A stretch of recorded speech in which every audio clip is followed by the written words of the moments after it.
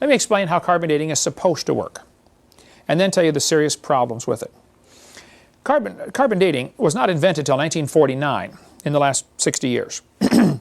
So when they started telling the kids the Earth is billions of years old, back in 1830, they didn't tell them because of carbon dating. They'd never thought of carbon dating, never been heard of, okay? Why were they teaching the Earth is billions of years old 160 years ago? Well, because they needed billions of years to make their theory look good. That's why. I mean, if I told you a frog could turn into a prince if you kiss it, you'd all say, well, it's a fairy tale. But if I told you, hey kids, the frog can turn to the prince if you wait billions of years, oh, maybe so. Now it becomes believable. No, it's still a fairy tale. It's a stupid idea. But the geologic column is where it all started.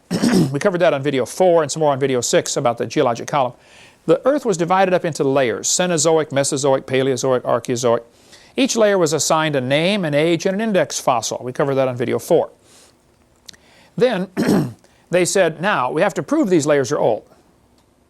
So they picked the numbers out of the clear blue sky, and any dating technique that comes along, like carbon dating or any other, has to match the geologic column or it's rejected.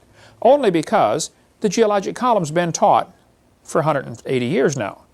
So surely it's true. No, just because it's been taught 180 years doesn't make it true. But that's the logic the scientists will have. Well, we know the geologic column is established, therefore any carbon dates we get should match that. If they don't, we'll throw them out, and we'll keep testing till we do. They might have to test a sample 5 or 6 times till they get the number they want. Well, how do you know any of them are right then? If you're getting a different number every time, how would you know any of them are right? Radiometric dating would not have been feasible if the geologic column had not been erected first. Ever since William Smith at the beginning of the 19th century, fossils have been and still are the best and most accurate method of dating and correlating the rocks in which they occur. Apart from very modern examples, which really are archaeology, I can think of no cases of radioactive decay used to date fossils. They don't date fossils by carbon dating, they date them by their geologic position. That's how it's done.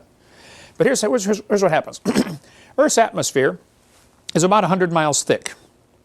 Space shuttle, in order to get free from friction, has to get up about 100